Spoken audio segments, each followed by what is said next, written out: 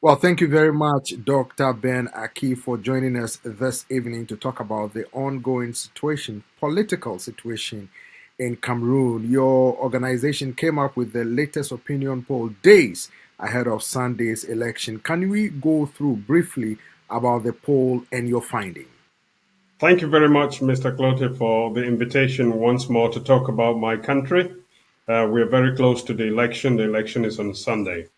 Yes, we conducted another opinion poll from the 2nd of October to about the 6th of October. We found very interesting developments which point to the further optimism that there is going to be change if it is only left to the ballot box in Cameroon. So this poll was conducted. What we generally do is to sample the different regions. There are 10 different regions, and we have estimates of the demographic weights of these regions. And we also have some approximate estimates of how many of the voters or what proportion of the voters are independent and what proportion belong to a political party, the opposition and the ruling party. So with all that information disclosed, it is possible for us to kind of get as close as possible to the actual electorate in Cameroon as we can in our estimation of the results. Doc, So we're, Doc, yes. I'm not cutting you short, but can you take us through your poll findings? Who was ahead, second, third, and the likes? Yeah, thank you very much. Coming to the results now, we find that Mr. Issa Chiroma Bakari has further strengthened his position. In the previous polls, he was August, he was 39%, September he was 46%, and this last poll, he was at 61%, showing that he has firmly established himself as the candidate-based position to channel the hopes of Cameroonians for change. In the second position, we had the second position and the third position tied, or we would say two candidates tied for the second position, with Mr. Cabral Libby slightly ahead with 15.87, and the incumbent Mr. Paul Biya following closely with 15.33%. It is still in line with our estimation that he is not able to score anything higher than 20%. So there is a firm ceiling for the incumbent president when it comes to voting. I would also like to add that our poll, because it is weighted, I had to discuss the weighting a little bit at the beginning because there are many other Cameroonians who use the social media or use different groups to carry out polls. And there you will find that Mr. Chiroma is about 70% or 80% or even higher. And the president is polling in the single digits. So we are generous in our estimation of the weight of the ruling party to exclude any possibility of having underestimated their performance. Supporters of the ruling CPDM party dismissed the poll as yet another figment of people's imagination or sponsored by the opposition just to tarnish the image of the president and by extension the CPDM, the ruling party. And they said President Paul Biya is winning because they unveiled a series of high profile chiefs and opinion leaders and political leaders who are endorsing his candidacy despite his 92-year, of age, which the opposition is making, fun of, that he's too old, he should be retired by now, and that if you have a grandfather who is 92-year-old, you will not allow him or, if it's a woman, you will not allow her to be driving in the street. Your take? Yes, the ruling party is definitely not very happy with the project that we have been carrying out for over years now. We have given an opportunity for the people of Cameroon, the ordinary people of Cameroon, to have their say. This is revolutionary for the government because the government has refined a system where in almost every community it tries to get close to the elite and subvert their rule as people trusted by the ordinary citizen. And so that every election, they carry out what in French they call motion de soutien. So they say if the traditional ruler of, let's just take, say, Kumasi in Ghana, if he comes out and say, I support President Paul Biya, then to them it means that everybody living in Kumasi is supporting or will vote for the president. And that's what they have been using so far to silence the people of Cameroon. And here we have a revolutionary approach where the ordinary citizen is able to cut across this noise because indeed he has co opted all the elites of the various regions into his system. If you look at the ministers, among his ministers, there are many who are traditional rulers. You're either a traditional ruler and then elevated to a minister or to some government position, or you are in government position and they create a chieftaincy for you and you are enthroned with the help of the administration. So the tradition has really been completely destroyed. There is no doubt that the chiefs will still be with the president, but I just ask them to take a look at the size of their rallies. They are struggling to bring out people to their rallies.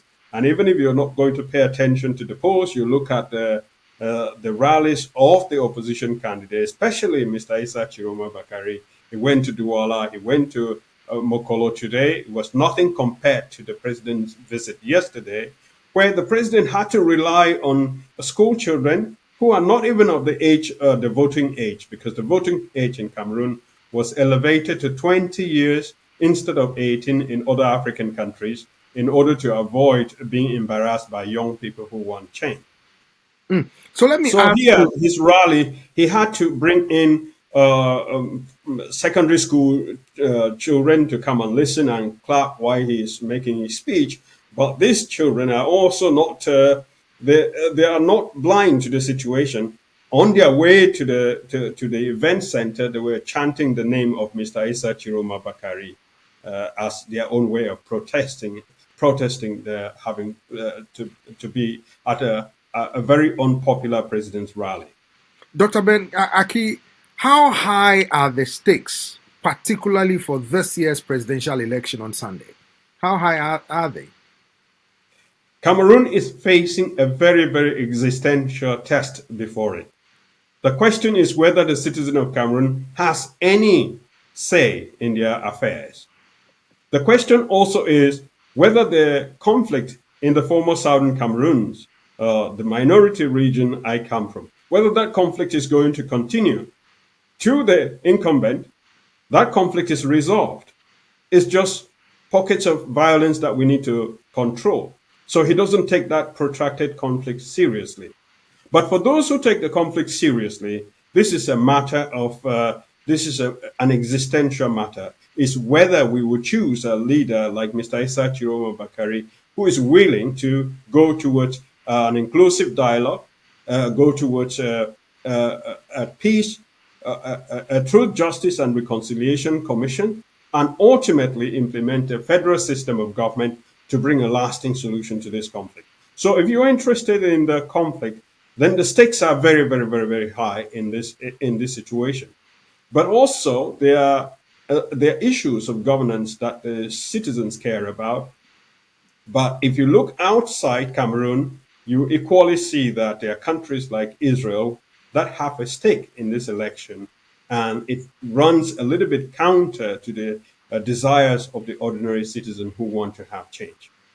Do Cameroonians or prospective Cameroonian voters expect a transparent and credible election organized by Elecam Elections Cameroon? I think the answer is yes and no. It is yes in the fact that they are hoping they want to participate massively. They want to take part in counting the vote. They want to establish the results at the polling station. They want to run parallel tabulation of the results themselves between the election day and the day that the ELECAM will finally pronounce its results. So, with significant input of the polling station results, the Cameroonians will be able to tell who has won. And especially if it's such an unassailable advantage, such as Mr. Issa Chiroma Bakari, one can say, even by counting 70% of the polling station, one can establish that even if the other candidate had 100%, it would be impossible to beat that candidate. So they know the fraud is going to be orchestrated, as the government has always said, but they are prepared to fight. They see the election as the best opportunity to ignite the kind of protest, the kind of pushback that will ultimately lead them to assert themselves as the authors of Cameroon's sovereignty. I understand several civic organizations, including yours, are calling on the international community to pay attention and to demand accountability in the coming elections on Sunday. I saw a letter that the organization wrote to the UN Secretary General demanding or sounding the alarm that there could be possible, as they say in Cameroon or parts of Africa, election engineering during the election process. Talk to me about this letter, its significance, and possible impact that you think it can draw to ensure transparency in the coming elections. We think that it is very important to draw the attention of the international community to the election in Cameroon because the government in Cameroon, as much as it may appear not to care about what other people say, it always nurtures a very clean image in these international organizations. For example, recently, the ELECAM partner with the United Nations Development Program to get technical assistance to deliver transparent election.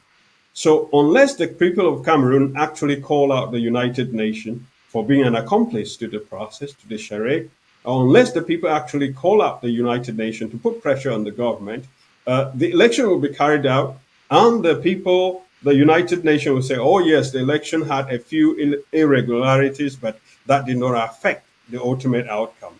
That's what we're trying to make sure that it's understood. The people of Cameroon have a very clear orientation towards change, but those international organizations, they also have their responsibility because if Cameroon plunges into political instability, it will affect all of the Central African sub-region, and that will become more chaotic. Already, these countries, being mostly former colonies of France, they are known to be very, very difficult in terms of constitutional democracy, whether it's Chad, whether it's Gabon, whether it's Equatorial Guinea, Central Africa, or Congo. But we are hoping that Cameroon can show the way forward, that if the people organize, they can ultimately make sure that the will of the people is sovereign in that country. What do you say to supporters of the government who are saying some of you, including the civic society organization calling for international attention, are unpatriotic and that Cameroon is a sovereign country and you are rather inviting invaders to try to influence the internal political dynamics in Cameroon? That is not a solid argument. That is not an argument to be entertained. Cameroon is a member of the Commonwealth. They celebrated when they became a member of the Commonwealth. But the manner in which they organize election in Cameroon is nothing compared to the elections in Ghana. I know in Nigeria, I know the people may complain there, but at least in these places, the judiciary is independent, can adjudicate matters, and they can overturn an election if there is credible evidence that these were not conducted in accordance with the law. So Cameroon aspires to be a member of these communities. What we're just saying is that these communities have some standards. We have to meet these standards. But with respect to, we are not calling a sovereign country to come in and interfere in Cameroon. We're only calling on these international organizations where Cameroon is a part. We indexed the French because the French are the ones controlling, to some degree, the government in Cameroon. So to that extent, if these people charge us with being unpatriotic, we will point back to them that you are actually the people who are unpatriotic, because since 1986, the government of Mr. Biya, his personal security is taken care of by former military officials of Israel. And there is what they call the Bataillon d'Intervention Rapide, some kind of military wing, which is organized and run by experts from Israel. And these are the people that the government is preparing to bring and attack Cameroonians when they when they go to the street to demand justice to be done.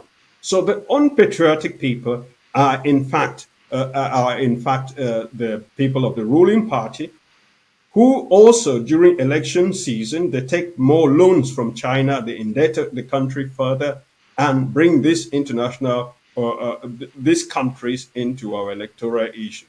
The patriots remain those who are calling on Cameroon to live up to the international standards of constitutional democracy and also not to invite technical assistance from either citizens of Israel or agents sent by the government of Israel to ensure that Cameroon continues to be governed by this particular party, which has a very definite anti-Palestine posture that seems to benefit Israel. So these are the unpatriotic Cameroonians that we can stand up any day and match our record with their record. It will be clear that we are the patriots, and they are those who are conniving with foreign powers in order to maintain power against the sovereign will of the people of Cameroon.